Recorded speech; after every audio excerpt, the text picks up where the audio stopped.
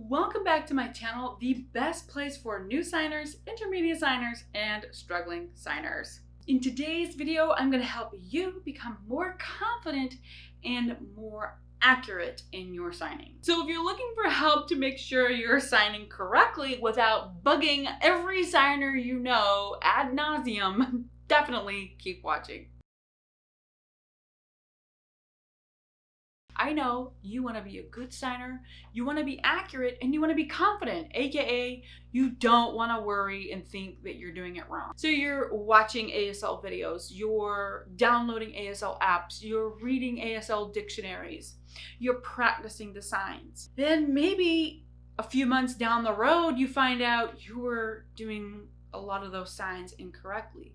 Or maybe you get the feedback faster that you're still doing those signs incorrectly. Or maybe you're lucky enough that you don't have to wait several months to find out you're doing it wrong, but you find out right away that you learned the sign, you thought you understood it, you thought you were doing it right, but come to find out you're doing it wrong. And that doesn't feel good at all. Now you're sitting there full of self-doubt. You're discouraged. You probably feel like garbage. You're definitely not gonna go out and sign with other people because you're like, I'm not gonna go make a fool of myself. I'm not gonna go out there and sign something horribly offensive when I only wanted to talk about my cat Fluffy. You may very well be thinking, oh, I'm never gonna get this right. I've learned and I've studied and I've practiced. What the heck is wrong with me? I must not be cut out for this, and you give up. I understand how frustrating and upsetting this can be for you. You're putting forth all this effort and you're not getting what you want out of it. I know that's frustrating. I've had similar situations with other things I've been pursuing in my life where I'm just like, I'm trying, I'm working hard, I'm doing the things, but I'm not seeing the results I want. And of course you want to give up. Of course you think you're the variable that's the problem. You're not the problem. Let's talk about it. If you really pay attention to what I'm saying today in this video, it's going to serve you for years to come. Okay, so please promise me that you will at least give this a watch and a go and a try, okay? Because I'm not just saying this just to make a video. I'm actually like, this is the problem. Let me help you fix it. Because I care. I care. I don't want another ASL student giving up because that just breaks my dang heart. Please promise me you'll pay attention and try this out and let me know how it goes for you. The common mistakes that I see in signs being done incorrectly are hand shapes. Now, hand shapes are the shape your hand is in when you sign a sign. Every single sign has hand shapes. It could be one-handed, it could be two-handed, and they could start in one hand shape and end in another hand shape. All right? The most common mistake I see is the hand shape is incorrect. The next common mistake is your hand is in the wrong spot. Maybe you're signing silver and you put your hand here rather than where it belongs, here in front of your ear. So it's just the location. The other one is your palm orientation. Maybe you've got the hand shape right, maybe you've got the location right, but your palm is facing the wrong direction. Okay, so if I'm signing thank you, but I sign it like this, that is incorrect. Okay, so your palm orientation is the direction your palm is facing. You need that to be in the right spot. The one that's not as common, but it still can happen, is the movement. Some signs are static, some signs have movement, and so sometimes the movement is wrong. Maybe the movement is going in the wrong direction, or maybe the movement's too big or too small. Maybe it's only supposed to be done once and you do it 2 or 3 times, that kind of a thing. And the last one is any non-manual marker. Sometimes a sign requires you to do a mouth morpheme, a shape with your mouth, or an expression with your face. Not all of them do, but some of them do. And so that would be just missing that, like not even knowing that you have to do that, or doing it incorrectly. But again, the most 3 common that you're going to see are hand shape, location, and palm orientation. If you didn't know, these are the 5 parameters of sign language. Every single sign has hand shape, a location, a movement, a palm orientation, and then some signs have non-manual markers, what I was talking about, something that's not done with your hand, but it's a part of the sign. So every single sign in sign language has these 4 parameters.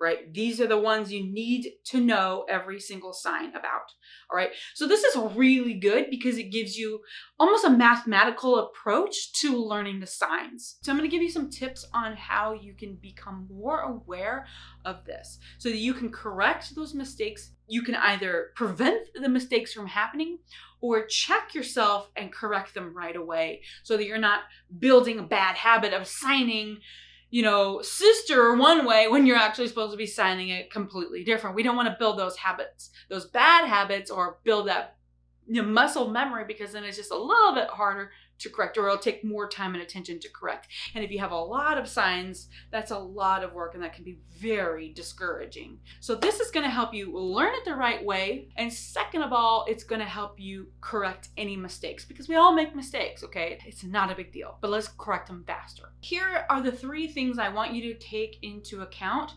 when you are learning new signs, or if you have to go back over signs that you know you've done incorrectly. Number 1, receptive learning is king. I have a whole video of this.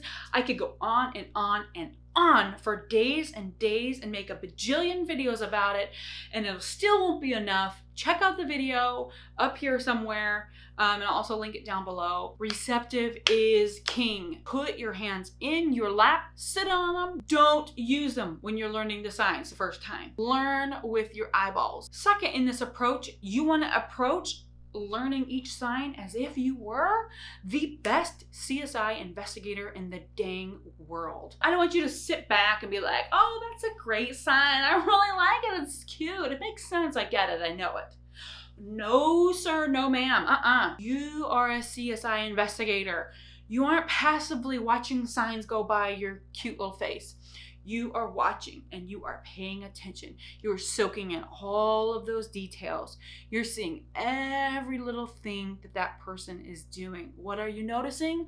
Those parameters that I talked about: hand shape, location, palm orientation, movement, and any non-manual markers that are happening. Now let's get into the tips of how you can do this better.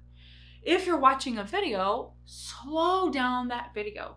Put it on the slowest speed you can and take notes. Write it down. What are you seeing? What's that hand shape? Are there 2 hand shapes or 1 hand shape? Does it start in one hand shape and move to the next hand shape? All right, you got that down. Rewind it. Let's start it again. Where are those hands located? Okay, good. You've got it. Does it start in one spot and end in another?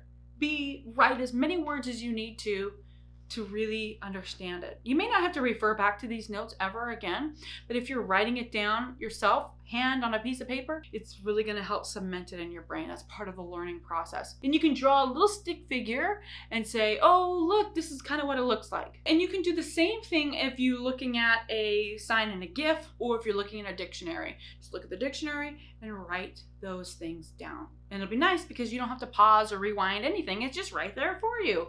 So super easy and super fast, but just make sure you're paying attention to all those things. The more you do this, it's not, let's say you're gonna have to do this for thousands of signs, but if you can do this for the first 400 signs you learn, somewhere around there, 200 signs, whatever, you'll eventually be able to do it just in your mind and just be like, I got it, I'm seeing it. It's gonna train your brain and train your eyes to recognize all of these things. This is like one of the top things that I have my ASL Accelerated students do, that I teach in my train and retain method in my ASL Accelerated course. It is one of the biggest aspects of why they can remember the signs and why they are signing them correctly, and it's gonna serve you. So I'm just sharing you a bit of what I teach my own ASL students. The other thing you can do is to check and verify. You know that saying, what is it? Trust but verify, right?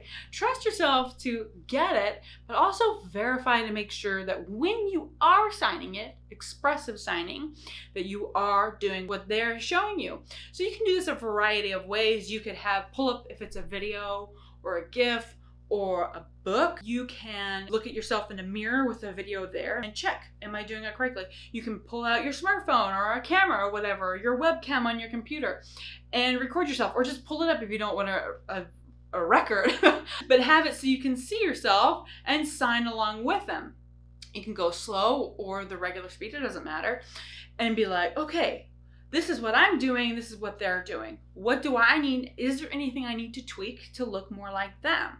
Okay, and you can do that with a picture as well.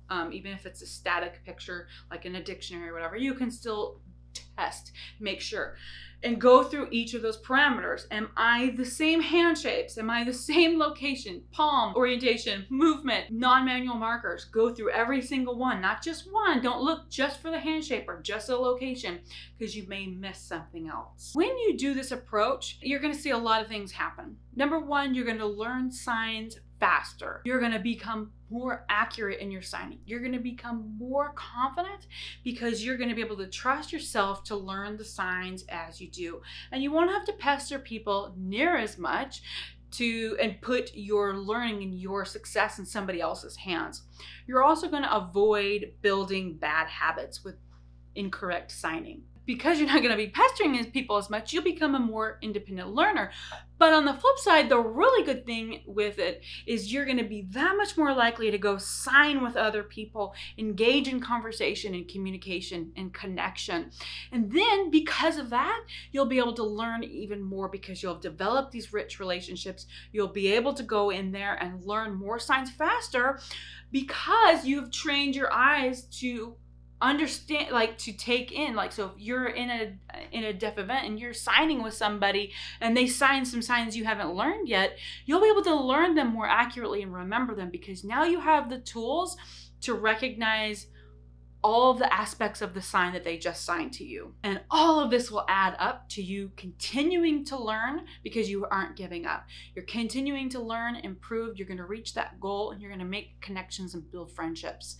And that is perfection. Real quick, I want you to practice this here with me right now. I'm going to sign 2 signs for you, and I want you to pull out a piece of paper and I want you to write down the 5 parameters and what each of them are as I sign these signs. These are 2 of the signs I see people struggle with the most as new signers and struggle with understanding. If you do this with me, you'll have 2 signs that you know you're doing correctly. All right, here we go.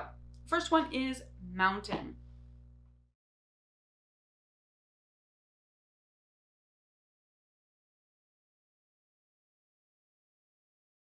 The second one is hard.